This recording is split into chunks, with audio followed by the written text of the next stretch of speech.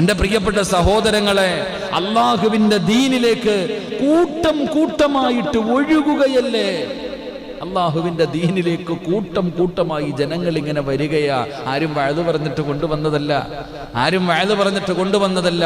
അള്ളാഹുവിൻ്റെ ദീൻ മനസ്സിലാക്കിയപ്പോൾ ഇസ്ലാമിൻ്റെ ശത്രുക്കൾ സ്വന്തമായിട്ട് പരാജയം സമ്മതിച്ചു. ഞങ്ങൾ തോറ്റു, ഞങ്ങൾക്കറിയാം ഇനി നിങ്ങളെ തോൽപ്പിക്കാൻ പറ്റൂല, ഞങ്ങൾക്കിനി നിങ്ങളെ തോൽപ്പിക്കാൻ കഴിയില്ല, നിങ്ങളുടെ ഈമാൻ, നിങ്ങളുടെ ശക്തിക്ക് മുമ്പിൽ ഞങ്ങൾ തോറ്റുപോയി എന്ന് പറഞ്ഞ് ഖുറൈശികൾ വന്നിട്ട് മുട്ടുമടക്കുന്ന ഒരവസ്ഥയിലേക്ക് കടന്നു വന്നു എന്ന് ചരിത്രം പഠിപ്പിക്കുന്നു. അള്ളാഹു നമുക്ക് ഈമാൻ നൽകുമാറാകട്ടെ. അതാണ് അള്ളാഹുവിൻ്റെ ദീനിൻ്റെ പവർ, പരിശുദ്ധമായ ഖുർആനിൻ്റെ പവർ. അബൂജഹൽ പറയുമായിരുന്നു, നിങ്ങൾ മുഹമ്മദ് ഖുർആൻ ഓതുമ്പോൾ കേൾക്കരുത്, ചെവിക്കകത്ത് കൈയിട്ടുകൊണ്ട് നടക്കണം. എന്തേ നമ്മൾ മനസ്സിലാക്കേണ്ടത്, മുഹമ്മദ് പറയുന്നത് നിങ്ങൾ ആരും കേൾക്കരുത്. ആദ്യം പറഞ്ഞു അബൂജഹൽ മുത്തുബയൊക്കെ പറഞ്ഞു മുഹമ്മദ് പറയുന്നത് കേൾക്കരുത്, അവൻ പറയുന്നത് കേൾക്കാൻ പാടില്ല. അവസാനം പലരും പറയുന്നു അവൻ പറയുന്നതൊക്കെ ഞങ്ങൾ കേൾക്കുന്നുണ്ട്. അപ്പം പറഞ്ഞു ചെവിക്കകത്ത് കൈയിട്ടേക്കാൻ. കാരണം എന്തേ, കേട്ട് കഴിഞ്ഞാൽ നന്നായി പോകും. ഖുർആൻ ഓതുന്നത് കേട്ടാൽ നിങ്ങൾ കേൾക്കാത്തവരെ പോലെ നടക്കണം, കാരണം നിങ്ങൾ നന്നായി പോകും ആ പേടിച്ചിട്ട്. എന്നാൽ നിങ്ങൾ മനസ്സിലാക്ക്, ഒരു പാതിരാത്രിയിൽ മഹാനായ നബി മുഹമ്മദ് മുസ്തഫ സല്ലല്ലാഹു അലൈഹി വസല്ലമ തങ്ങൾ വീടിനകത്തിരുന്ന് ഖുർആൻ ഓതുകയാ. രാത്രി നോക്കുമ്പോൾ ഒരാൾ തലയിൽ തുണിയിട്ടിട്ട് പതുങ്ങിയിരിക്കുന്നു. കുറച്ചപ്പുറത്തേക്ക് നോക്കുമ്പോൾ അവിടെ വേറൊരാളിരിക്കുന്നു. എൻ്റെ പ്രിയപ്പെട്ട സഹോദരങ്ങളെ, പ്രവാചകൻ സല്ലല്ലാഹു അലൈഹി വസല്ലം തങ്ങൾ ഖുർആൻ ഓതുന്നത് നിർത്തിയപ്പോൾ എഴുന്നേറ്റ് പോകുമ്പോൾ 3 പേരും പരസ്പരം കണ്ടു. 1 അബൂജഹൽ, 2 ഉത്ബത്ത്, 3 ശൈബത്ത്. ഇവർ പകല് മുഴുവനും പറഞ്ഞു മുഹമ്മദ് ഖുർആൻ ഓതുന്നതും പറയുന്നതും കേൾക്കരുത് എന്ന് പറയുന്നവരാ. പക്ഷെ നീ എന്തിനാളിയാ വന്നേ നമ്മൾ ചോദിക്കൂലേ? അവിടെ നിന്ന് ചോദിച്ച അബൂജഹൽ ചോദിച്ചു, നീ രാത്രി ഇവിടെ വന്നേ എന്തിനാ? ഇത്രയൊക്കെയാണെങ്കിലും മുഹമ്മദ് ഓതണത് കേൾക്കാൻ നല്ല രസമുണ്ട്, അതുകൊണ്ട് വന്നതാണ്. അപ്പോഴേ ഒരു പറയണം, നമ്മൾ പകല് മുഴുവൻ ജനങ്ങളോട് പറയുന്നത് ഇത് കേൾക്കാൻ പാടില്ല എന്നല്ല, അതുകൊണ്ട് ഇനി വരരുത് കേട്ടോ, ഇനി വരരുത്. ശരി, ഇനി നമ്മൾ വരൂല്ല. എൻ്റെ പ്രിയപ്പെട്ടവരെ, പിറ്റേ ദിവസം രാത്രി 3 എണ്ണം അവിടെ തന്നെ ഉണ്ടായിരുന്നു. പിറ്റേ ദിവസം ഇവര് വന്നു. കാരണം അപ്പോഴും പറഞ്ഞത് എന്തോ മനസ്സു വല്ലാതെ കേൾക്കാൻ കൊതിക്കുകയാ. ഇത്രയും മനോഹരമാണ് പരിശുദ്ധമായ ഖുർആൻ. അള്ളാഹു നമുക്ക് ഈമാൻ നൽകുമാറാകട്ടെ. എൻ്റെ പ്രിയപ്പെട്ടവരെ, ആ ഖുർആൻ അന്തിമ വിജയം നമുക്കാണ്. ആരൊക്കെ തകർക്കാൻ നോക്കിയാലും, ഏതെല്ലാ ശക്തികൾ പരിശ്രമിച്ചാലും പടച്ചവനെ നമുക്കാണ് അന്തിമ വിജയമെന്ന് പരിശുദ്ധമായ ഖുർആൻ. ജനങ്ങൾ ഒഴുകുകയാണ്, അല്ലാഹുവിന്റെ ദീനിലേക്ക് ജനങ്ങൾ ഇങ്ങനെ ഒഴുകുകയാണ്. പലരും പരാജയപ്പെട്ടു പോകുകയാണ്. ഇന്ന് ലോകത്തിന്റെ നാനാഭാഗങ്ങളിൽ കടന്നുകൊണ്ടിരിക്കുന്നതും അത് തന്നെയാണ്. അല്ലാഹുവിന്റെ പരിശുദ്ധമായ ദീനിലേക്ക് ജനങ്ങൾ ഇങ്ങനെ ഒഴുകുന്നത് കണ്ടപ്പോ സഹിക്കാൻ പറ്റുന്നില്ല. ആകെ തകർന്നു പോവുകയാണ്. കാലിനടിയിലെ മണ്ണ് പോലും ഒലിച്ചു പോകുന്നത് വരുമ്പോൾ, അങ്ങനെ കാലിനടിയിലെ മണ്ണ് പോലും ഒലിച്ചു പോകുന്നത് കാണുമ്പോ പിടിച്ചു നിൽക്കാൻ കഴിയാതെ ഇസ്ലാമിന് ഒരുപാട് പട്ടങ്ങൾ ചാർത്തുകയാണ്. ഭീകരവാദിയെന്നും തീവ്രവാദിയെന്നും പടച്ചവനെ പല പല മോഡലുകളിൽ പരിശുദ്ധമായ ദീനിനെ സമൂഹത്തിന്റെ മുന്നിൽ, ജനങ്ങളുടെ മുന്നിൽ വളരെ മോശമായി ചിത്രീകരിക്കാൻ തുടങ്ങിയിരിക്കുകയാണ്. ഇത് പണ്ടുമുണ്ടായിരുന്ന സഹോദര, ഒരുപാട് പേര് പരിശ്രമിച്ചവരാണ് അല്ലാഹുവിന്റെ ദീനിനെ തരം താഴ്ത്താൻ, അല്ലാഹുവിന്റെ ദീനിനെ നശിപ്പിക്കാൻ, അല്ലാഹുവിന്റെ ദീനിനെ തകർത്ത് കളയാൻ പലരും പരിശ്രമിച്ചിട്ട് എല്ലാവരും പരാജയപ്പെട്ടു പോയതാണ്. അതുകൊണ്ട് പരിശുദ്ധമായ ഖുർആൻ സൂറത്തുൻ നസ്ർ പറയുകയാ, അന്തിമ വിജയം ഇസ്ലാമിനാ. മൈക്ക് കെട്ടിക്കെട്ട് വഅദ് പറയുന്നവനുമറിയാ, ഇസ്ലാമിന്റെ ഏറ്റവും വലിയ ശത്രുവിനുമറിയാ ഒരു ദിവസം പരാജയപ്പെടുമെന്ന്. അവസാന വിജയം ഇസ്ലാമിനാണെന്ന് അവർക്ക് തന്നെ അറിയാ. അതുകൊണ്ട് ഈ സൂറത്ത് പഠിപ്പിച്ചു തരുന്ന 2ാമത്തെ പാഠം എന്തെന്നറിയുമോ? അവസാന വിജയം നമ്മൾക്കാ. അതുകൊണ്ട് മുസ്ലിമേ, ഭയപ്പെടണ്ട, പേടിക്കണ്ട മോനെ. നിനക്കാടാ വിജയമിരിക്കുന്നത്. എല്ലാവരും നിന്റെ മുന്നിൽ പരാജയപ്പെട്ടു പോകുകയാണ്. അതുകൊണ്ട് പേടിക്കണ്ട. ഇതൊക്കെ ഇങ്ങനെ കാണിക്കുന്നത് കണ്ടുകൊണ്ട് നീ ഭയപ്പെടണ്ട. മൂന്നാമതായിട്ടോ, ഈ മതത്തിൽ അല്ലാഹുവിന്റെ സഹായം തുടർന്നു കൊണ്ടിരിക്കുമെന്നുള്ളതിന്റെ അടയാളം ഈ സൂറത്ത് പഠിപ്പിച്ചു തരികയാ. അല്ലാഹുവിന്റെ സഹായമുണ്ടല്ലോ. ബദരീങ്ങളെ സഹായിച്ച അല്ലാഹ് ഉഹദിന്റെ രണാങ്കണത്തിലും പടച്ചവരെ പലപ്പോഴും സഹായിച്ച അല്ലാഹുണ്ടല്ലോ. അവരെ മാത്രമല്ല സഹായിക്കുന്നത്, നമ്മളെയും സഹായിക്കുമെന്നുള്ളതിനുള്ള ഒരു തെളിവുണ്ട്. എന്റെ പ്രിയപ്പെട്ടവരെ, വിജയവും സഹായം ലഭിച്ചതിന് ശേഷമുള്ള നിർദ്ദേശം അതിനവനോട് നന്ദി കാണിക്കാനും അവനെ സ്തുതിക്കുന്നതിനോടൊപ്പം അവനെ പ്രകീർത്തനം നടത്തുവാനും ഖുർആൻ പറയുകയാ. മൂന്നാമത്തെ കാര്യം, അല്ലാഹുവിന്റെ സഹായം ഖിയാമത്ത് നാൾ വരെ മുസ്ലിമീങ്ങൾക്കുണ്ടാകുമെന്ന് ഇതിനകത്ത് നമ്മൾ പഠിക്കേണ്ട മൂന്നാമത്തെ പാഠം. അല്ലാഹു ഈമാൻ നൽകുമാറാകട്ടെ. അല്ലാഹു ബദരീങ്ങളെ മാത്രമേ സഹായിക്കത്തുള്ളൂ? ഇല്ല, നമ്മളെയും സഹായിക്കും. അല്ലാഹ് ആരെന്നറിയോ? നിങ്ങൾ പഠിക്കേണ്ട ഒരു പാഠമുണ്ട്. അല്ലാഹു എത്ര വലിയവനാണെന്ന് മനസ്സിലാക്കണം. എൻ്റെ പ്രിയപ്പെട്ട സഹോദരങ്ങളെ, പരിശുദ്ധമായ കഅബാലയം, അല്ലാഹുവിൻ്റെ പരിശുദ്ധമായ കഅബാലയം പൊളിക്കുന്നതിന് വേണ്ടി അബ്രഹത്തും അബ്രഹത്തിൻ്റെ ആനപ്പടയും വരികയാണ്. നിങ്ങൾ മനസ്സിലാക്കണം, എല്ലാവരും കഅബാലയത്തിലേക്ക് പോകുന്നു. മക്കയിലേക്ക് ജനങ്ങൾ മുഴുവനും ഒഴുകുന്നത് കണ്ടപ്പോൾ അബ്രഹത്തിന് സഹിക്കുന്നില്ല. അബ്രഹത്ത് സ്വന്തം നാട്ടിൽ കഅബയെ പോലെ ഒന്ന് പണിതു ജനങ്ങൾ അങ്ങോട്ടടുപ്പിക്കാൻ. പക്ഷെ തോറ്റുപോയി, അവിടെ നിന്ന് പരാജയപ്പെട്ടു പോയി. അവസാനം ചരിത്രം പറയുന്നു, അബ്രഹത്ത് ആനപ്പടയുമായിട്ട് അല്ലാഹുവിൻ്റെ കഅബാലയം പൊളിക്കാൻ വരികയാണ്. ആ സമയത്ത് എൻ്റെ പ്രിയപ്പെട്ട സഹോദരങ്ങളെ, പ്രവാചകൻ സല്ലല്ലാഹു അലൈഹി വസല്ലമ തങ്ങളുടെ മൂത്താപ്പ അബ്ദുൽ മുത്തലിബാണെന്ന് തോന്നുന്നു. നമുക്കെല്ലാവർക്കും ചരിത്രമറിയാം. കാലിൽ വരെ പിടിച്ചിട്ട് പാപ്പ അവിടെ നിന്ന് മൂത്താപ്പയോട് പറഞ്ഞു, ഷഹാദത്ത് കലിമ പറ, ഞാൻ രക്ഷപ്പെടുത്താം. എൻ്റെ പ്രിയപ്പെട്ടവരെ, നിങ്ങൾ മനസ്സിലാക്കേണ്ടത്, അബ്രഹത്തും തൻ്റെ അനുയായികളും ആനപ്പടയുമായിട്ട് പരിശുദ്ധമായ കഅബാലയത്തിനെ തകർക്കാൻ വരുമ്പോൾ ആരോ വന്നിട്ട് അബൂതാലിബിനോട് പറഞ്ഞു, അബ്രഹത്ത് അല്ലാഹുവിൻ്റെ കഅബാലയം തകർക്കാൻ വരുന്നുണ്ട്. എൻ്റെ പ്രിയപ്പെട്ടവരെ, നിങ്ങൾ മനസ്സിലാക്കണം. അങ്ങനെ പറഞ്ഞിട്ട് പോകുമ്പോൾ അവിടുന്ന് മഹാനവറുകൾ കഅബാലയത്തിൻ്റെ കില്ല പിടിച്ചിട്ട് പറഞ്ഞ ഒരു വാക്കുണ്ട്, കഅബയുടെ നാഥ, നിന്റെ പള്ളി തകർക്കാൻ, നിന്റെ ഭവനം തകർക്കാൻ അബ്രഹത്തും ആനപ്പടയും വരുന്നുണ്ട്. നിന്റെ വീട് നീ തന്നെ നോക്കിക്കൊള്ളണം. ഇത് പറഞ്ഞതാരാ? ഒരു ഉസ്താദല്ല.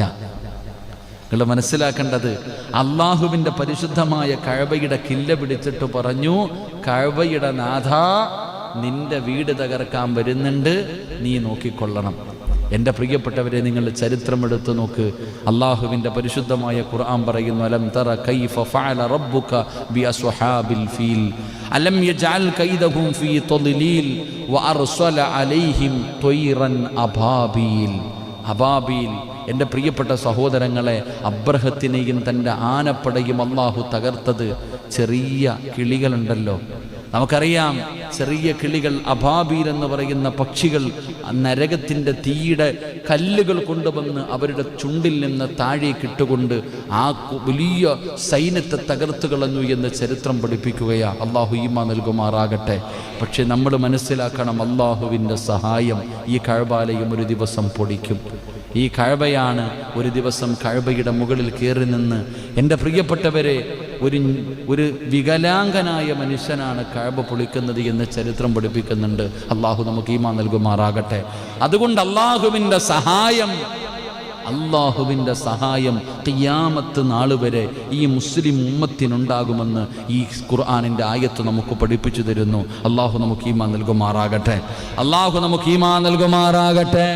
അതുകൊണ്ട് മൂന്നാമതായി നമ്മൾ പഠിക്കേണ്ടത് അള്ളാഹുവിൻ്റെ സഹായമാണ്.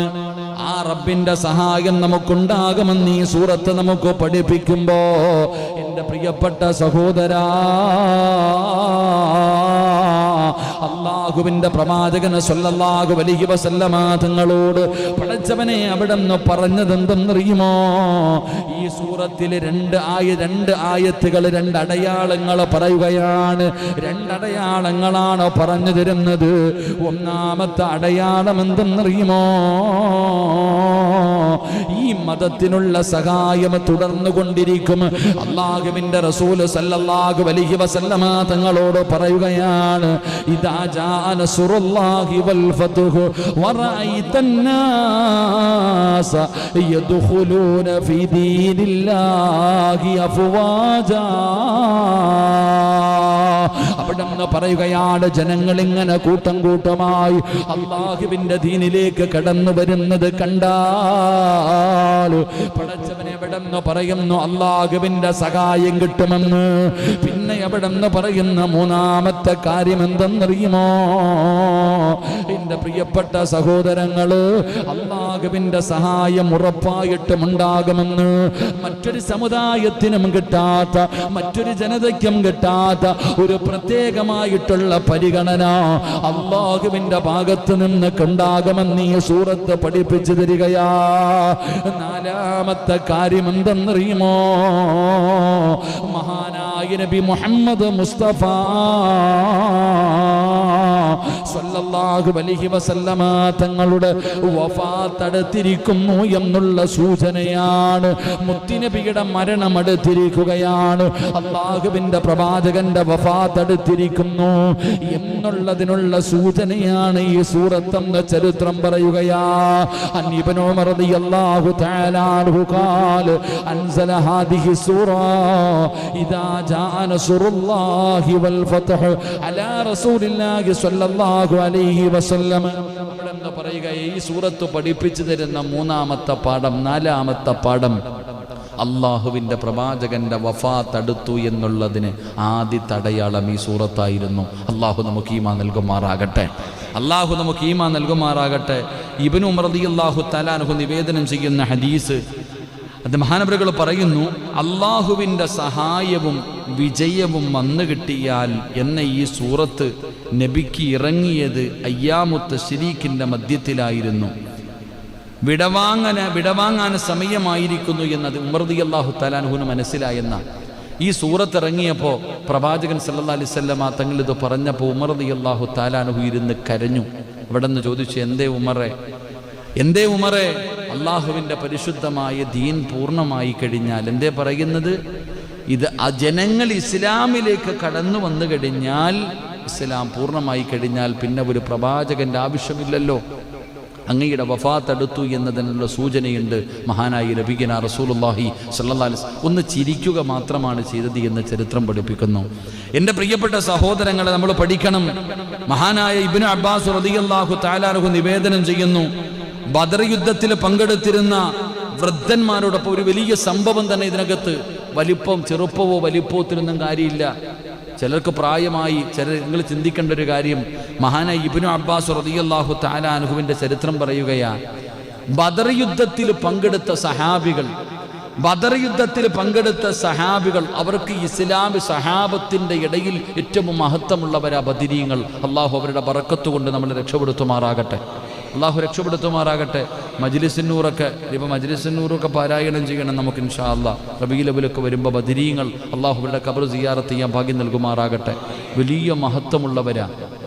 അപ്പം മഹാനായ ഇബ്നു അബ്ബാസ് റളിയല്ലാഹു തആല അൻഹു പറയുന്നു, ബദർ യുദ്ധത്തിൽ പങ്കെടുത്തിരുന്ന വൃദ്ധന്മാരോടൊപ്പം, ബദർ യുദ്ധത്തിൽ പങ്കെടുത്തിരുന്ന പ്രായമുള്ള സ്വഹാബികൾ ഇരിക്കുമ്പോൾ ഉമർ റളിയല്ലാഹു തആല അൻഹു അദ്ദേഹത്തിൻ്റെ സദസ്സിലേക്ക് ഇബ്നു അബ്ബാസ് റളിയല്ലാഹു തആല അൻഹുവിനെ പിടിച്ചിരുത്തും. ഇബ്നു അബ്ബാസ് തങ്ങൾ ചെറിയ കുട്ടിയാണ്. ഈ പ്രായമുള്ള ആൾക്കാരുടെ ഇടയിൽ ഈ ചെറിയ കുട്ടിയെ പിടിച്ചിരുത്തുമ്പോൾ സ്വാഭാവികമായിട്ട് നമുക്കറിയാമല്ലോ എന്താ. അപ്പോൾ ഇവർക്ക് തന്നെ ഇങ്ങനെ ചോദിക്കാൻ തുടങ്ങി, എന്തിനാ ഈ കുട്ടിയെ പിടിച്ചിരുത്തണേ, എന്തിനാ? ഇബ്നു ഉമർ ഇബ്നുൽ ഖത്താബ് റളിയല്ലാഹു തആല അൻഹുവിനോട് ചോദിക്കുകയാ, എന്തിനാ ഈ കുട്ടിയെ പിടിച്ചിരുത്തുന്നത്? എൻ്റെ പ്രിയപ്പെട്ട സഹോദരങ്ങളെ, അവിടെ നിന്നൊന്നും മിണ്ടിയില്ല. ഒരിക്കൽ ഈ കുട്ടി ആരാണെന്ന് അവിടെ നിന്ന് പഠിപ്പിച്ചു കൊടുത്തു. ഉമർ ഇബ്നുൽ ഖത്താബ് റളിയല്ലാഹു തആല അൻഹു ഇദാ ജാ നസ്റുല്ലാഹി എന്ന് പറയുന്ന ഈ സൂറത്ത് ഇറങ്ങിയപ്പോൾ ബദറിൽ പങ്കെടുത്ത സ്വഹാബികൾ ഉൾപ്പെടെ ആ പ്രായമുള്ളവരെ എല്ലാവരെയും വിളിച്ചു നിർത്തിയിട്ട് ചോദിച്ചു, എന്താണ് നിങ്ങൾക്ക് ഇതിൽ നിന്ന് മനസ്സിലാകുന്നത്? ഇങ്ങനൊരു ആയത്തിറങ്ങി, എന്താണ് നിങ്ങൾക്ക് മനസ്സിലാകുന്നത്? ആ സമയത്ത് അവരുടെ കൂട്ടത്തിലുള്ള പ്രായമുള്ളവരൊക്കെ അവിടെ നിന്ന് പറഞ്ഞു കൊടുത്തു. എന്താണ് നിങ്ങൾ മനസ്സിലാക്കിയത്? അവിടെ നിന്ന് പറഞ്ഞു കൊടുത്തു. എൻ്റെ പ്രിയപ്പെട്ട സഹോദരങ്ങളെ, ഞാൻ വിചാരിക്കുന്നത്, എന്നിട്ട് അദ്ദേഹം ചോദിച്ചു, ഇദാ ജാ നസ്റുല്ലാഹി വൽ ഫത്ഹ് അള്ളാഹുവിൻ്റെ സഹായവും വിജയവും വന്നാൽ എന്ന് അള്ളാഹു പറഞ്ഞതിനെപ്പറ്റി നിങ്ങൾ എന്താണ് പറയുന്നത്? അവരിൽ ചിലർ പറഞ്ഞു, നമുക്ക് സഹായം ലഭിക്കുകയും വിജയം വന്നിരിക്കുകയും ചെയ്താൽ അള്ളാഹുവിനെ സ്തുതിക്കണം, ഇതാണ് ഇതിനർത്ഥമെന്ന്. അങ്ങനെ എല്ലാവരും ഓരോന്നും പറഞ്ഞു. അവസാനം ഉമർ റളിയല്ലാഹു തആല അൻഹു ഈ ഇബ്നു അബ്ബാസ് റളിയല്ലാഹു തആല അൻഹു ചെറിയ കുട്ടിയെ ആ കുട്ടിയോട് ചോദിച്ചു, നീ എന്താ പറയണേ? ആ സമയത്ത് ആ കുട്ടി പറഞ്ഞു കൊടുത്തു, അള്ളാഹുവിൻ്റെ പ്രവാചകൻ സല്ലല്ലാഹു അലൈഹി വസല്ലം തങ്ങളുടെ വഫാത്ത് അടുത്തിരിക്കുന്നു എന്നാണ് ഈ ആയത്ത് പഠിപ്പിക്കുന്നത്. അള്ളാഹു ഈമാൻ നൽകുമാറാകട്ടെ. അവിടെ അതാണ് ഉമർ റളിയല്ലാഹു തആല അൻഹു പറഞ്ഞു, ആ പറഞ്ഞതാണ് സത്യം. പ്രായത്തിൽ കാര്യമില്ല എന്ന് അവിടെ നിന്ന് മനസ്സിലാക്കണം. അറിവിൻ്റെ വിഷയം താടിയോ തലപ്പാവിലോ അല്ല, പ്രായത്തിലോ അല്ല. എൻ്റെ പ്രിയപ്പെട്ടവരെ, അങ്ങനെ കുട്ടിയാണെങ്കിൽ പോലും നമ്മൾ ചെയ്യേണ്ട ചില കാര്യങ്ങളുണ്ട് എന്ന് ഈ ചരിത്രം നമുക്ക് പഠിപ്പിക്കുകയാ. അതുകൊണ്ട് എൻ്റെ പ്രിയപ്പെട്ട സഹോദരങ്ങളെ, മഹാനായ നബി മുഹമ്മദ് മുസ്തഫ സല്ലല്ലാഹു അലൈഹി വസല്ലമ തങ്ങളോട് അവിടുന്ന് പറയുകയാണ്, വിജയവും സഹായവും ലഭിച്ചു കഴിഞ്ഞാൽ അല്ലാഹുവിലേക്ക് നന്ദി രേഖപ്പെടുത്തിക്കൊള്ളണം. റസൂലുള്ളാഹി തങ്ങളോട് അല്ലാഹു പറയുകയാണ് ഫസബ്ബിഹു ബിഹംദി റബ്ബിക വസ്തഗ്ഫിറുഹു ഇന്നഹു കാന തവ്വാബാ. അല്ലാഹുവിന്റെ പ്രവാചകനോട് അല്ലാഹ് പറയുകയാണ്, നബിയേ, അങ്ങയുടെ ജോലി കഴിഞ്ഞു നബിയേ, ഇസ്ലാം പരിപൂർണമായിരിക്കുന്നു, ജനങ്ങൾ മുഴുവനും ഇസ്ലാമിലേക്ക് ഒഴുകിക്കൊണ്ടിരിക്കുകയാണ്. ഇനി അങ്ങയുടെ ആവശ്യമില്ല, അങ്ങയുടെ ജോലി പൂർണ്ണമായിരിക്കുകയാണ്. അതുകൊണ്ട് മരണം അടുത്തു നബിയേ, ഫസബ്ബിഹു ബിഹംദി റബ്ബിക. അല്ലാഹുവിലേക്ക് മടങ്ങാ സമയമായി, അല്ലാഹുവിലേക്ക് മടങ്ങാ സമയമായി. അതുകൊണ്ട് നബിയേ, ഇബാദത്തുകൾ അധികരിപ്പിച്ചോ, മരണത്തിന് വേണ്ടി ഒരുങ്ങിക്കോ, അല്ലാഹുവിന്റെ മുന്നിലേക്ക് പോകാനുള്ള തയ്യാറെടുപ്പുകൾ നടത്തിക്കോ. അതാ അവിടെന്ന് പറയുകയാണ്, വസ്തഗ്ഫിറുഹു ഇന്നഹു കാന തവ്വാബാ. അല്ലാഹുവിന്റെ പ്രവാചകനോട് പോലും അല്ലാഹു ഓർമ്മപ്പെടുത്തുകയാണ്, ഈ ലോകം തന്നെ സൃഷ്ടിക്കാൻ കാരണക്കാരനായ, ഈ ലോകം മുഴുവനും സൃഷ്ടിക്കാൻ കാരണക്കാരനായ മഹാനായ നബി മുഹമ്മദ് മുസ്തഫ സല്ലല്ലാഹു അലൈഹി വസല്ലമ തങ്ങളോട് പോലും അല്ലാഹു പറയുന്ന, ഒരുങ്ങു നബിയേ, സമയമടുത്തു നബിയേ, ഇബാദത്തുകൾ അധികമായി ചെയ്യ് നബിയേ, മരണത്തിന് വേണ്ടിയുള്ള തയ്യാറെടുപ്പുകൾ നടത്തു. അല്ലാഹുവിന്റെ പ്രവാചകന് പോലും അവിടെ നിന്ന് പറഞ്ഞു കൊടുത്തെന്ന് ചരിത്രം പറയുമ്പോ അല്ലാഹുവിന്റെ റസൂലിന്റെ ചരിത്രം എടുത്തു നോക്ക്. പിന്നെ പ്രവാചകൻ അവിടെ നിന്ന് ഇബാദത്തുകൾ അധികരിപ്പിക്കുകയാണ്. അല്ലാഹുവിന്റെ റസൂൽ അവിടെ നിന്ന് നിസ്കാരങ്ങൾ അധികരിപ്പിക്കുകയാ. കാല് നീര് കെട്ടുന്ന രീതിയിൽ അല്ലാഹുവിന്റെ പ്രവാചകൻ നിന്ന് നിസ്കരിക്കുമ്പോ രണ്ട് കാലുമങ്ങ് നീര് കെട്ടുകയാണ്, രണ്ട് കാലുമങ്ങ് നീര് കെട്ടുകയാണ്. ആയിഷാ ബീബി റളിയല്ലാഹു തആല അൻഹ അല്ലാഹുവിന്റെ റസൂലിനോട് ചോദിക്കുന്നു, നബിയേ, യാ റസൂലല്ലാഹ്, അല്ലാഹുവിന്റെ നബിയേ, എന്തിനാ നബിയേ, അങ്ങയുടെ പാപങ്ങൾ മുഴുവനും അല്ലാഹു പുറത്തു തന്നിട്ടുണ്ടല്ലോ, ഇനി എന്തെങ്കിലും വന്നാലും പുറത്തു തരുമല്ലോ, അങ്ങല്ലേ സ്വർഗം തുറക്കുന്നത്, പിന്നെ എന്തിനാ ഇങ്ങനെ കഷ്ടപ്പെടുന്നത്? രാത്രി കാലങ്ങൾ മുഴുവനും ഈ കാല് നീര് കെട്ടുന്ന രീതിയിൽ എന്തിനാ നിസ്കരിക്കുന്നത്? മുത്തുനബിയോട് ചോദിക്കുമ്പോ അല്ലാഹുവിന്റെ റസൂൽ പറഞ്ഞ മറുപടി എന്തെന്നറിയുമോ? അഫലാ അകൂന അബ്ദൻ ശകൂറാ, അല്ലാഹുവിനോട് നന്ദിയുള്ള ഒരടിമയാകണ്ടേ ആയിഷ. പടച്ചവനെ, പ്രവാചകന്റെ ഇബാദത്തുകൾ ഇരട്ടിയാക്കുകയാണ്. അവിടുന്ന് രാത്രി മുഴുവനും നിസ്കാരങ്ങൾ പടച്ചവനെ അമിതമായി നിസ്കരിക്കുകയാണ്. എല്ലാ പ്രാവശ്യവും ഒരു ഖത്തമോദിയ മുത്തുനബി 2 പ്രാവശ്യം അവിടുന്ന് ഖത്തം തീർക്കുകയാണ്. ഒരുപാട് നന്മകൾ തുടങ്ങി, സദഖകൾ വർദ്ധിപ്പിച്ചു.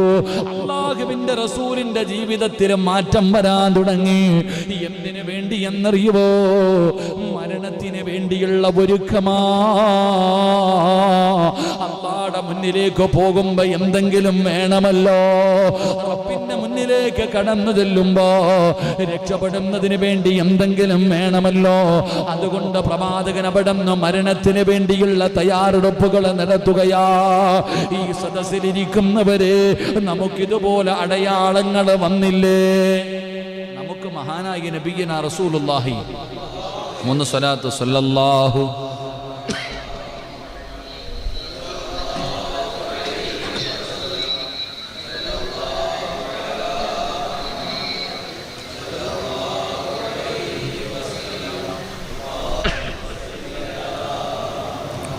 യാ റബ്ബി സ്വല്ലി അലൈഹി വസല്ലം. പ്രവാചകൻ സല്ലല്ലാഹു അലൈഹി വസല്ലമ തങ്ങളുടെ മുന്നിൽ ജിബ്രീൽ അലൈഹിസ്സലാം വന്നിട്ട് പറഞ്ഞു കൊടുത്തു, നബിയെ മരണം അടുത്തു, ഇനി ഇങ്ങനെ നടന്നാ പോരാ, റെഡിയായിക്കോ, ഒരുങ്ങിക്കോ, തയ്യാറെടുപ്പുകൾ നടത്തിക്കോ. അള്ളാഹു നമുക്ക് ഈമാൻ നൽകുമാറാകട്ടെ. നമുക്ക് ജിബ്രീൽ വരുവോ? നമുക്ക് ജിബ്രീൽ വരുവോ? പറ മനുഷ്യന്മാരെ, വരുവോ? സിറാജ മരണം അടുത്തിട്ടുണ്ട്, ഒരുങ്ങിക്കോ എന്ന് വന്ന് പറയുവോ? വരുവോ? പറയുവോ? ഇല്ല. പിന്നെ ആര് വരും? പിന്നെ ആര് വരും? ഇങ്ങോട്ട് പറ, ഇനി ആര് വരും? അസ്രായീൽ പിന്നെ വരത്തുള്ളൂ. അടയാളങ്ങൾ വന്നു കഴിഞ്ഞു മരണത്തിന്റെ. നമുക്ക് വഹിയൊന്നും വരത്തില്ല, നമുക്ക് ഖുർആനിന്റെ ആയത്തൊന്നുമില്ല. നമ്മളെടുക്കൽ അടയാളങ്ങൾ പറയാൻ ആരും വരത്തില്ല. അടയാളം വരും, അടയാളങ്ങൾ വരും. ചരിത്രം പറയുന്നു, എൻ്റെ പ്രിയപ്പെട്ട സഹോദരങ്ങളെ, യാക്കൂബിന് അവിടുന്ന് ചരിത്രം പറയുന്നു. ദാവൂദ് നബി അലൈഹിസ്സലാം, യാക്കൂബ് നബിയുടെ ചരിത്രം പറയുന്നു. യാക്കൂബ് നബിയും അസ്രായീൽ അലൈഹിസ്സലാമും തമ്മിൽ വലിയ കൂട്ടുകാരാ. ഇടയ്ക്കിടയ്ക്ക് ഇങ്ങനെ കാണാൻ വരും. അവരങ്ങനെ ഇടയ്ക്കിടയ്ക്ക് കാണാൻ വരും. അപ്പോൾ ഒരിക്കൽ വന്നപ്പോൾ ഇങ്ങനെ ചോദിച്ചു, ഞാൻ എപ്പോഴാ മരിക്കണേന്നൊന്ന് പറഞ്ഞു തരുമോ? എൻ്റെ മരണം എപ്പോഴാണെന്നൊന്ന് പറഞ്ഞു തരുമോ? അപ്പോൾ പറഞ്ഞു, അത് അള്ളാഹ്ക്ക് മാത്രമേ അറിയത്തുള്ളൂ, അത് അള്ളാഹുവിനെ മാത്രമേ അറിയൂ. ഒരാൾ മരിക്കണ എപ്പോഴാന്ന് പറയാം. വമാ തദ്രീ നഫ്സുൻ ബി അയ്യി അർളിൻ തമൂത്ത്. ഒരാളുടെ മരണം അള്ളാഹ്ക്ക് അറിയത്തുള്ളൂ, എനിക്കറിയത്തില്ല. അപ്പൊ ചോദിച്ചു, വല്ല അടയാളമെങ്കിലും, എൻ്റെ മരണം അടുത്തു എന്നതിന് വല്ല അടയാളമെങ്കിലും ഉണ്ടോ? മരിക്കാൻ പേടി കൊണ്ടൊന്നുമല്ല, ഒന്ന് ഒരുങ്ങിയിരിക്കാനാ, ഒന്ന് തയ്യാറാകുന്നതിന് വേണ്ടി വല്ല അടയാളവുമുണ്ടോ? ആ സമയത്ത് പറഞ്ഞു കൊടുത്തു, മരണം വരുന്നതിന് മുമ്പ് 3 അതിഥികൾ വരും. 3 അതിഥികൾ വരും. അവർ വന്നിട്ടേ ഞാൻ വരത്തുള്ളൂ. ഇത്രേ പറഞ്ഞുള്ളൂ. എൻ്റെ പ്രിയപ്പെട്ട സഹോദരങ്ങളെ, ചരിത്രം പറയുന്നു, ഒരു ദിവസം അസ്രായീൽ, കുറേ കാലം കഴിഞ്ഞിട്ട് അസ്രായീൽ അലൈഹിസ്സലാം റൂഹ് പിടിക്കാൻ വേണ്ടി വന്നു. അപ്പോൾ അവിടെ നിന്ന് ചോദിച്ചു, നീയല്ലേ പറഞ്ഞ 3 അതിഥികൾ വരുമെന്ന്, ഇതുവരെ ആരും വന്നില്ലല്ലോ. 3 അതിഥികൾ വരുമെന്ന് നീ പറഞ്ഞല്ലോ, ഇതുവരെ ആരും വന്നില്ല. അപ്പോഴാ പറഞ്ഞ, ആരാ പറഞ്ഞ വന്നില്ല എന്ന്? അവിടെ നിന്ന് ഒന്നാമതായിട്ട് ചോദിച്ചു, ബയാദു ശൈരിക ബഅദ സവാദി, തലയിലെയും താടിയിലെയും കറുത്ത രോമങ്ങളുടെ നിറം മാറി വെളുത്തതായില്ലേ, അതായിരുന്നു ഒന്നാമത്തെ അടയാളം. അള്ളാഹു നമുക്ക് ഈമാൻ നൽകുമാറാകട്ടെ. ഒന്നാമത്തെ അടയാളം എന്തായിരുന്നു? കറുത്ത രോമങ്ങളൊക്കെ വെളുത്തു. കറുത്ത രോമങ്ങളൊക്കെ ഇല്ലേ, വെളുത്തില്ലേ? വെളുത്തോ? നോക്കട്ടെ, മൊത്തം വെളുത്ത് കേട്ടാ, അടച്ചവനെ പാവപ്പെട്ടെ. വെളുത്തില്ലേ? വണ്ണൻ്റെ തലയിൽ കറുത്ത വല്ലതും ഉണ്ടോ നോക്കണേ. വെളുത്ത രോമങ്ങൾ നമ്മുടെ ശരീരത്ത് കാണുക, അത് മരണത്തിൻ്റെ അടയാളമാ. അള്ളാഹു നമുക്ക് ഈമാൻ നൽകുമാറാകട്ടെ. എന്താ പറഞ്ഞ, ഒരുങ്ങിക്കൊള്ളാൻ. നമുക്ക് ഇങ്ങനെയുള്ള അടയാളങ്ങളാ വരിക, ഇങ്ങനെയുള്ള അടയാളങ്ങളാണ് വരിക. അപ്പോൾ പുറകെ ഇരുന്നിട്ട് പുള്ളന്മാർ, ചെറുപ്പക്കാർ പറയുക, എൻ്റെ മുടിയൊന്നും നരച്ചിട്ടില്ല കേട്ടാ. നരച്ചിട്ടുണ്ടോ? നമ്മുടെ മുടി നരച്ചിട്ടില്ല. അപ്പം അതിനടയാളം സമയം ആയില്ല എന്നല്ല, ചിലപ്പോൾ നരയ്ക്കൊന്നും വേണ്ട, ഒറ്റയടിക്ക് പോകുന്ന കണ്ടിട്ടില്ലേ? ഇടം മുടി നരച്ചാലേ മരിക്കൂ എന്നല്ല അതിനർത്ഥം. മുടിയൊന്നും നരയ്ക്കേണ്ട സമയമായാൽ പോകും. ഇതൊരു അടയാളം മാത്രമേ ഉള്ളൂ. അള്ളാഹു നല്ല മരണം നൽകുമാറാകട്ടെ. അപ്പോൾ അള്ളാഹു പറയുകയാ, ഒരുങ്ങിക്കോ. എന്നോട് ഞാൻ പറയുന്നു, നിങ്ങളോട് നിങ്ങളുടെ മനസ്സാക്ഷിയോട്. നമ്മൾ മരണത്തിന് വേണ്ടിയുള്ള ഒരുക്കങ്ങൾ നടത്ത്. അള്ളാഹുവിൻ്റെ റസൂലിനോട് പോലും അള്ളാഹ് പറഞ്ഞു ഒരുങ്ങാൻ. അപ്പോൾ പിന്നെ നമ്മളൊരുങ്ങണോ? എങ്ങനെയാ ഒരുങ്ങേണ്ടത്? നല്ല ഇബാദത്തുകൾ അധികമായിട്ട് ഇബാദത്തുകൾ വർദ്ധിപ്പിക്കുക, നന്മകൾ അധികമായി ചെയ്യ്. നിസ്കാരമൊക്കെ എത്ര കലാക്കി, എത്ര നിസ്കാരം കലാക്കി. എന്താ എൻ്റെ വാട്സപ്പിൽ ഇന്നൊരു മെസ്സേജ്, ഞാൻ അത്ഭുതപ്പെട്ടു പോയി. ഒരു സഹോദരി ചോദിക്കുന്നു, ഉസ്താദെ, മരിച്ച വീട്ടിൽ ദിക്ർ പറഞ്ഞു ഇത്ര, ഇന്ന് മരണ വീട്ടിൽ ദിക്റായിരുന്നു. ദിക്ർ പറഞ്ഞപ്പോൾ ലാ ഇലാഹ ഇല്ലല്ലാഹു ലാ ഇലാഹ ഇല്ലല്ലാ. ഇത് ഒന്നാണോ രണ്ടാണോ? ഇതാ സംശയം. മരണ വീട്ടില് 40,000-70,000 പ്രാവശ്യം ലാ ഇലാഹ ഇല്ലല്ലാഹ് പറഞ്ഞ് നമ്മുടെ ബദർ യുദ്ധം നടന്നിട്ടുണ്ടെന്നാ തോന്നണേ. സഹോദരി മെസ്സേജ് ഇട്ടിരിക്കുന്നു, ഉസ്താദ് ഇത് രണ്ടായിട്ടാണോ പരിഗണിക്കുന്നത്, ഒന്നായിട്ടാണോ പരിഗണിക്കുന്നത്? അള്ളാഹു ഈമാൻ നൽകുമാറാകട്ടെ. എങ്ങനെയാ അപ്പം അത് പരിഗണിക്കുന്നത്? പറ. നമ്മളെങ്ങനെ ഒന്ന് പറഞ്ഞ മരണ വീട്ടിൽ നമ്മൾക്ക് വീട്ടിൽ പറയത്തില്ല ദിക്ർ എങ്ങനെ പറയണേ? ലാ ഇലാഹ. അങ്ങനെ ഇതെത്ര ദിക്ർ? ഒന്നാണോ രണ്ടാണോ? അൽഹംദുലില്ലാഹ്, അല്ലാഹു ഈമാൻ നൽകുമാറാകട്ടെ. ഇന്ന് ആ വീട്ടിൽ എന്തോ പ്രശ്നം നടന്നിട്ടുണ്ട്. മെസ്സേജ് ഇട്ടിരിക്കണം, ഉസ്താദ് എന്ന് പറയണേ. എൻ്റെ പ്രിയപ്പെട്ട, ഞാൻ ആ സഹോദരിയോട് തിരിച്ചു മെസ്സേജ് ഇട്ടു. നമ്മളൊക്കെ 5 വഖത്ത് നിസ്കരിക്കാറുണ്ട്. നിസ്കാരം കഴിഞ്ഞിട്ട് 10 പ്രാവശ്യം പറയുമല്ലോ. അപ്പം നമ്മൾ എങ്ങനെ എണ്ണണത്? ലാ ഇലാഹ ഇല്ല. എത്ര ആയിട്ട് എണ്ണണേ? 1. അപ്പം അതല്ലേ ദിക്ർ? ചുമ്മാ അവിടെ ഇവിടെയും കയറിയിട്ട് ഓരോന്നും അങ്ങോട്ട് പറയും, വസ്വാസാക്കും. അല്ലാഹു ഈമാൻ നൽകുമാറാകട്ടെ. ആ മനുഷ്യൻ്റെ ഖബറുടെ അല്ലാഹു വിശാലാക്കി കൊടുക്കുമാറാകട്ടെ. എൻ്റെ പ്രിയപ്പെട്ട സഹോദരങ്ങൾ, അപ്പം ഞാൻ പറഞ്ഞു വന്നത്, തയ്യാറായിക്കൊള്ളുക എല്ലാവരും. മരണത്തിന് വേണ്ടിയുള്ള മുന്നറിയിപ്പുകൾ, അടയാളങ്ങൾ വന്നു കഴിഞ്ഞു. ഇനി നമുക്കെല്ലാവർക്കും മരണത്തിന് വേണ്ടി ഒരുങ്ങാം. എന്റെയും മുടി നരച്ചു കഴിഞ്ഞു, നിങ്ങളുടെയും മുടി നരച്ചു കഴിഞ്ഞു. പഴയ ആരോഗ്യമൊക്കെ നഷ്ടപ്പെട്ടു പോയി. ഒരുപാട് രോഗങ്ങൾ വന്നല്ലോ. ഇതാണ് മരണത്തിന്റെ 3 അടയാളങ്ങൾ. എന്റെ പ്രിയപ്പെട്ടവരെ, 3 അടയാളങ്ങളും ജീവിതത്തിൽ വന്നു. അല്ലാഹുവിന്റെ പ്രവാചകൻ സ്വല്ലല്ലാഹു അലൈഹി വസല്ലം അവിടെ ഇബാദത്തുകൾ അധികരിപ്പിക്കുകയാണ്. അതുമാത്രമല്ല, അല്ലാഹു പറഞ്ഞതെന്തെന്നറിയുമോ? ഫസ്തഗ്ഫിറുഹു ഇന്നഹു കാന തവ്വാബാ. നബിയേ, ഇസ്തിഗ്ഫാറുകൾ അധികരിപ്പിച്ചോ നബിയേ. അല്ലാഹുവിന്റെ പ്രവാചകനോട് പറയുകയാണ്, നന്മകൾ അധികരിപ്പിക്കണം. അതുപോലെ ഇസ്തിഗ്ഫാർ, പടച്ചവനെ അവിടുന്ന് പശ്ചാത്തപിച്ച് റബ്ബിലേക്ക് മടങ്ങാർ. അതുകൊണ്ട് എൻ്റെ പ്രിയപ്പെട്ടവരോട് പറയുകയാണ്, മരണത്തിന്റെ അടയാളം വന്നവര്, പ്രായമായവര്, രോഗം പിടിപെട്ടവര്, ആരോഗ്യം നഷ്ടപ്പെട്ടു പോയവര്, എൻ്റെ പ്രിയപ്പെട്ടവരോട് ഓർമ്മപ്പെടുത്തുകയാ, നമുക്കൊരുങ്ങാ, നമുക്കൊന്ന് തയ്യാറാകാ. മലക്കുൽ മൗത്ത് അസ്റായീൽ എന്ന് പറയുന്ന മലക്ക് നമ്മുടെ കണ്ണിന്റെ മുന്നിലേക്ക് കടന്നു വരുന്നതിന് മുമ്പ് എന്തെങ്കിലുമൊക്കെ ജീവിതത്തിൽ ചെയ്തു വെക്കാ. ഖളായി പോയ നമസ്കാരങ്ങൾ ആവർത്തിച്ച് നിസ്കരിക്ക്. അതൊക്കെ പടച്ചവനെ ഓരോ ഫർദിന്റെ കൂടെ നിസ്കരിക്ക്. ഒരുപാട് പടച്ചവന് കഴിവിന്റെ പരമാവധി സദഖ ചെയ്യ്. ഒരുപാട് ദിക്റുകൾ പറ, ഒരുപാട് ഇസ്തിഗ്ഫാർ പറ, പശ്ചാത്തപിച്ചു മടങ്ങിക്കോ. അല്ലാഹുവിന്റെ പ്രവാചകൻ പറഞ്ഞല്ലോ, ദിക്റുകളിൽ വെച്ച് ഏറ്റവും ശ്രേഷ്ഠമായ ദിക്ർ ലാ ഇലാഹ ഇല്ലല്ലാഹ്. ലാ ഇലാഹ ഇല്ലല്ലാഹ് ദിക്റുകളിൽ വെച്ച് ഏറ്റവും ശ്രേഷ്ഠമായ ദിക്ർ അത് ലാ ഇലാഹ ഇല്ലല്ലാഹ്. ദുആയിൽ വെച്ച് ഏറ്റവും ശ്രേഷ്ഠമായ ദുആ അസ്തഗ്ഫിറുല്ലാഹല്ലദീ.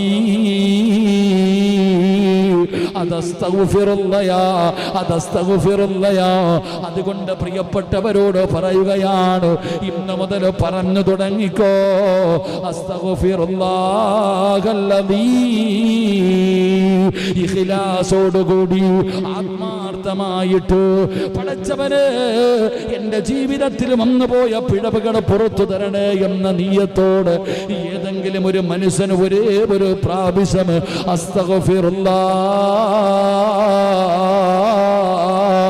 പറഞ്ഞു കഴിഞ്ഞാൽ അവന്റെ ജീവിതത്തിൽ അന്നുവരെ ചെയ്ത പാപങ്ങൾ അല്ലാഹു പുറത്തു കൊടുക്കുമെന്ന് മഹാനായ നബി മുഹമ്മദ് മുസ്തഫ സ്വല്ലല്ലാഹു അലൈഹി വസല്ലമ തങ്ങൾ പറയുമ്പോ അസ്തഗ്ഫിറുല്ലാഹ് പറഞ്ഞിട്ട് പാപം പുറത്തവരുടെ ചരിത്രമുണ്ടല്ലോ. അസ്തഗ്ഫിറുല്ലാഹ് പറഞ്ഞിട്ട് പാപങ്ങൾ പുറത്തവരുടെ ചരിത്രം നമുക്കറിയാം. അതുകൊണ്ട് പ്രിയമുള്ളവരെ, ഇനി സമയമില്ല, ഇനി സമയമില്ല. മഹാനായ നബി മുഹമ്മദ് മുസ്തഫ സല്ലല്ലാഹു അലൈഹി വസല്ലമ തങ്ങള് പ്രവാചകനൊരു പാപവും ചെയ്യില്ലല്ലോ. അല്ലാഹുവിന്റെ ഭാഗത്ത് നിന്നുള്ള വഹി വന്നിട്ടല്ലാതെ പ്രവാചകനൊന്നും പറയില്ലല്ലോ. ആ പ്രവാചകൻ പോലും ഓരോ ദിവസവും 100 പ്രാവശ്യം പറയുമായിരുന്നു, അസ്തഗ്ഫിറുല്ലാഹല്ലദീ. ഒരു ദിവസം 100 വട്ടം അല്ലാഹുവിന്റെ റസൂല് പറയുമായിരുന്നു. ഒരു പാപവും ചെയ്യാത്ത മഅസൂമായ മുത്തുനബിയുണ്ടല്ലോ, അവിടെ 100 വട്ടം ഒരു ദിവസം അസ്തഗ്ഫിറുല്ലാഹ് പറഞ്ഞിട്ടുണ്ടെങ്കിൽ ഈ സിറാജ് എത്ര പറയണം മനുഷ്യ? നമ്മളൊക്കെ എത്ര ഇസ്തിഗ്ഫാർ പറയേണ്ടവരാ? ഉറക്കത്തിൽ നിന്ന് എഴുന്നേറ്റത് മുതൽ കണ്ണുകൊണ്ട് കണ്ടത് പാപമാ, ചെവി കൊണ്ട് കേട്ടത് പാപമാ, നാവ് കൊണ്ട് പറഞ്ഞത് പാപമാ, കൈ കൊണ്ട് പിടിച്ചത് പാപമാ, കാലുകൊണ്ട് നടന്നത് പാപത്തിലേക്കാ, ഹൃദയം കൊണ്ട് ചിന്തിച്ചത് പാപമാ. ഇന്നത്തെ ഒരു ദിവസത്തെ കണക്ക് പോലും എനിക്കറിയില്ലല്ലോ അല്ലാ. പടച്ചവര്, എത്ര പാപമാണ് ഞാൻ ഇന്നത്തെ ദിവസം ചെയ്തത് എങ്കിലും ഞാൻ എത്ര പ്രാവശ്യം പറയണം മനുഷ്യ? ഒരു പാപം പോലും ചെയ്യാത്ത മുത്തുനബി 100 വട്ടം ഇസ്തിഗ്ഫാർ പറഞ്ഞിട്ടുണ്ടെങ്കിൽ ഈ പാപിയായ ഞാൻ എത്രയാ പറയേണ്ടത്? ചിന്തിച്ചു നോക്ക് സഹോദരാ.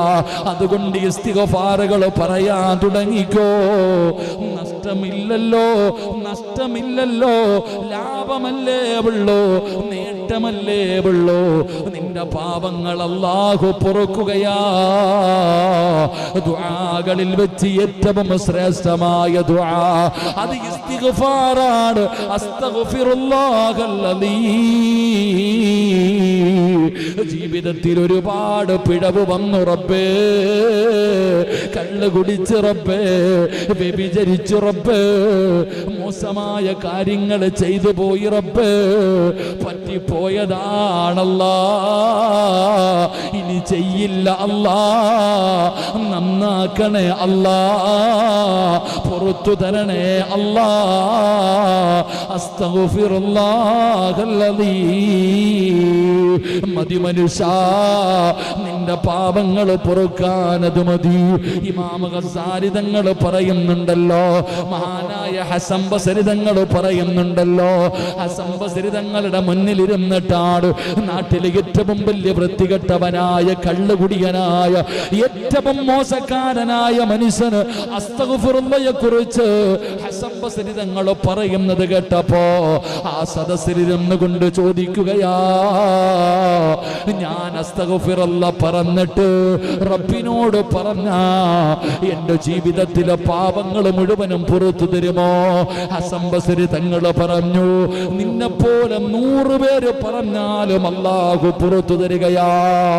ആ മനുഷ്യനാട് ഇൽമിന്റെ സദസ്സിലിരുന്നു കൊണ്ട് തല താഴ്ത്തി പിടിച്ചിട്ട് ആത്മാർത്ഥമായിട്ട് അല്ലാഹുവിനോട് പറയുന്നു, നാഥാ, എങ്ങനെയാണ് പശ്ചാത്തപിക്കണ്ടെന്ന് പോലും എനിക്കറിയില്ല അല്ലാ, എങ്ങനെയാണ് തൗബ ചെയ്യേണ്ടതെന്ന് എനിക്കറിയില്ല. എങ്കിലും ഈ മഹാര്, ഈ മനുഷ്യൻ പറയുന്നത് ഞാൻ വിശ്വസിക്കുന്നു റബ്ബേ. അസ്തഗ്ഫിറുല്ലാഹ് പറഞ്ഞ പാപം പൊറുക്കുമെന്ന് ഈ മഹാൻ ഇവിടെ ഇരുന്ന് പറയുകയാണ്. അതുകൊണ്ട് റബ്ബേ, ഇന്ന് വരെ ചെയ്തത് മുഴുവനും ഏറ്റുപറയുകയാണ്. ഇനി ഒരിക്കലും ചെയ്യൂല, ഇനി ഒരിക്കലും ചെയ്യൂല. അസ്തഗ്ഫിറുല്ലാഹല്ലദീ. ആ മനുഷ്യന്റെ പാപങ്ങൾ മുഴുവനും അല്ലാഹു പുറത്തു കൊടുത്തല്ലോ. ആ മനുഷ്യൻ തന്നെ ചോദിക്കുകയാണ്, അല്ലാഹുവേ, എന്റെ തൗബ നീ സ്വീകരിച്ച എനിക്ക് 3 അടയാളം കാണിച്ചു തരണമല്ലാ. ആ 3 അടയാളവും അല്ല കാണിച്ചു കൊടുത്തെന്ന് ചരിത്രം പറയുമ്പോ, അതുകൊണ്ട് എപ്പോഴാ എവിടെ വെച്ചാ ഖാബിദുൽ അർവാഹ് മലക്ക് അസ്റായീൽ വരുന്നതെന്നറിയില്ല മോനെ. ഒരുങ്ങടാ പൊന്നുമോനെ, നിസ്കരിക്കടാ പൊന്നുമോനെ, ഖുർആൻ ഓതടാ ചെറുപ്പക്കാരാ. മോനെ, ഈ ദുനിയാവിന്റെ തുലിക്ക് മുകളില് തോന്നുന്നത് പോലെ കളിച്ചും ചിരിച്ചും ആസ്വദിച്ചും മതിമറന്നും സുഖിച്ചും ഇങ്ങനെ നടക്കുമ്പോ ഒരു ദിവസം നിന്റെ മുന്നിലേക്ക് അസ്റായീൽ കടന്നു വരുമ്പോ നിലവിളിച്ചിട്ട് കാര്യമില്ലല്ലോ, വെപ്രാളപ്പെട്ടിട്ട് കാര്യമില്ലല്ലോ, ഒരു നിമിഷം പോലും നിനക്ക് അല്ലാഹു മാറ്റിത്തരില്ലല്ലോ. ലൗലാ അഖർതനീ ഇലാ അജലിൻ ഖരീബ് ഫഅസ്വദ്ദക വഅകും മിനസ്സാലിഹീൻ വലൻ യുഅഖിറല്ലാഹു നഫ്സൻ ഇദാ ജാഅ അജലുഹാ വല്ലാഹു ഖബീറുൻ ബിമാ തഅമലൂൻ. ഒരു സെക്കൻഡ് പോലും അല്ലാഹു നിനക്ക് മാറ്റിവെക്കില്ലല്ലോ, നിന്റെ ആയുസ് അല്ലാഹു നീട്ടിത്തരില്ലല്ലോ. അതുകൊണ്ട് സ്വന്തം നഫ്സിനോടും ഈ സദസ്സിലിരിക്കുന്നവരോട് പറയുകയാ, നമുക്കൊരുങ്ങാ, മരണത്തിന് വേണ്ടി ഒരുങ്ങാ, അധികമായി നന്മകൾ ചെയ്യാ. അല്ലാഹുവിന്റെ ഖുർആൻ ഖത്തമോത്, കഴിവിന്റെ പരമാവധി ഖുർആനോത്, നിന്നെ കൊണ്ട് കഴിയുന്ന ദിക്റുകൾ പറയൂ. ഒരുപാട് നിസ്കരിക്ക്, തസ്ബീഹ് നിസ്കരിക്ക്, തഹജ്ജുദ് നിസ്കരിക്ക്, ദുഹാ നിസ്കരിക്ക്. ഓരോ വഖത്തിന്റെയും മുമ്പും ശേഷവുമുള്ള സുന്നത്ത് നമസ്കാരങ്ങൾ ജീവിതത്തിലേക്ക് കൊണ്ടുവരൂ. ഇതല്ലാതെ നിനക്ക് രക്ഷയില്ലല്ലോ. അതുകൊണ്ടല്ലേ മഹാനവറുകൾ അവിടെ നിന്ന് മരിക്കാൻ കിടക്കുമ്പോ അവിടെ പടച്ചവനെ ഒരു മഹാനിങ്ങനെ സക്കറാത്തിന്റെ അവസ്ഥയിൽ കിടക്കുകയാണ്. ഭർത്താവ് മരിക്കാൻ കിടക്കുമ്പോ ഭാര്യയും മക്കളും അടുത്ത് വന്നിരുന്ന് കരയുകയാ. യഹ്യ ഇബ്നു മുആദ് തങ്ങളുണ്ടല്ലോ, അവിടെ നിന്ന് മരണത്തിന്റെ വേളയില് സക്കറാത്തിന്റെ അവസ്ഥയില് മരണത്തോട് മല്ലടിച്ചു കൊണ്ട് കിടക്കുന്ന സമയത്ത് തന്റെ പ്രിയപ്പെട്ട മക്കളും കുടുംബക്കാരും അടുത്ത് വന്നിരുന്ന് കരയുമ്പോ അവിടെ നിന്ന് ഭർത്താവ് ഭാര്യയോട് ചോദിക്കുകയാ, എന്തിനാ പെണ്ണേ കരയുന്നത്? എന്തിനാണ് എന്റെ അടുക്കലിരുന്ന് കരയുന്നത്? എന്നെ കുറിച്ച് ഓർത്തിട്ടാണോ? എന്നെ കുറിച്ച് ഓർത്തിട്ടാണോ? യഹ്യ ഇബ്നു മുആദ് തങ്ങൾ പറഞ്ഞത് എന്തെന്നറിയോ? നോക്കു പെണ്ണേ, ഈ വീടിന്റെ മൂലയിലിരുന്നിട്ടാ, ഈ വീടിന്റെ മൂലയിലിരുന്നിട്ടാണ് 4000 പ്രാവശ്യം അല്ലാഹുവിന്റെ ഖുർആൻ ആദ്യം മുതൽ അവസാനം വരെ ഓതിയത്. ഈ കാണുന്ന റൂമിന്റെ മൂലയിലിരുന്ന നിന്റെ ഭർത്താവ് ഒരു വക്കത്തെങ്കിലും കഥയാക്കുന്നത് കണ്ടിട്ടുണ്ടോ? നിന്റെ പ്രിയപ്പെട്ട ഭർത്താവ് ഏതെങ്കിലും ഒരു വക്കത്ത് നിസ്കാര കഥയാക്കുന്നത് നീ നിന്റെ ജീവിതത്തിൽ കണ്ടിട്ടുണ്ടോ? എന്തിനാ പിന്നെ നീ എന്നെ ഓർത്ത് കരയുന്നത്? എനിക്ക് രക്ഷപ്പെടാൻ അത് മതിയല്ലോ.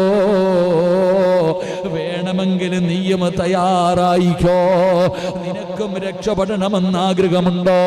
എങ്കിൽ നീയും നിന്റെ ജീവിതത്തിൽ ഇതുപോലെ നന്മകൾ ചെയ്തു വെച്ചോ എന്ന് മരണത്തോട് മല്ലടിക്കുന്ന സമയത്ത് പറഞ്ഞു എന്ന് ചരിത്രം പറയുമ്പോ എനിക്കും നിങ്ങൾക്കും പറയാ,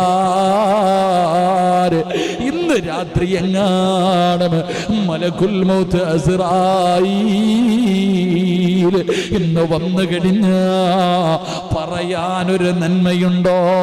ഉറപ്പുണ്ടോ മുസ്ലിമേ? ഉറപ്പുണ്ടോ സഹോദരാ? അല്ലാഹുവിന്റെ മുന്നിൽ രക്ഷപ്പെടുമെന്ന് നിനക്ക് പറയാൻ